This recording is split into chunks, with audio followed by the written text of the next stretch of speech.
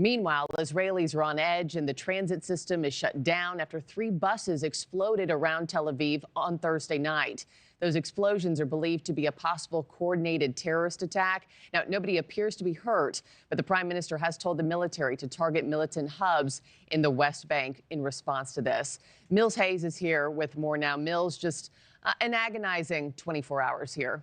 Definitely for the people in Israel. This morning, Israeli Prime Minister Benjamin Netanyahu was saying that Hamas didn't hold up its end of this deal, releasing the body of a woman who they say is not an Israeli hostage. Israel was expecting the remains of 4 people held in Gaza by Hamas, peace activists Oded Lifshitz and mother Shiri Bibas, along with her 2 young children, Ariel and Kafil. Instead, they say they positively identified Lifshitz and the 2 children, but not their mother, claiming that a 4th body was a woman from Gaza. Israel said that the remains did not match any of the other hostages, condemning the handover. Netanyahu called it a cruel and malicious violation of the ceasefire agreements, insisting that Hamas will pay the price. Hamas also responding moments ago, slamming the claims. The militant group says Shiri Bibas remains appear to have been mixed with other human remains as it was pulled from the wreckage of an Israeli airstrike on the place where her body was being held.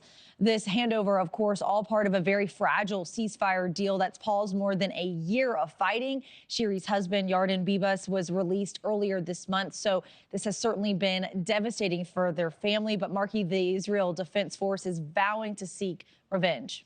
Those babies, just horrific. I'm at a loss for words. Mills, what does this all mean for the ceasefire deal and negotiations as we continue to move forward here?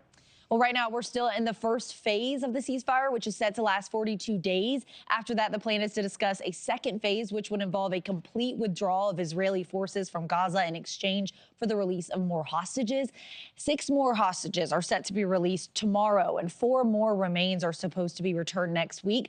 But Israel says this unexpected situation raises questions about whether Hamas can be trusted to hold up its end of the bargain. Mediators from Qatar and other nations are really pushing for formal talks soon because the timeline is so tight. Hamas accuses Israel of stalling. So at this point, negotiations are continuing in hopes that the exchanges will proceed as planned. Markie? I'll be talking to a family member of one of the remaining hostages here in just a little bit, see what he's demanding here as the ceasefire continues to hold. Mills, thank you so much. Appreciate it. Thanks for watching, everybody. Go to joinnn.com to find NewsNation on your television provider. Also, don't forget to click that red subscribe button below to get more of NewsNation's fact-driven, unbiased coverage.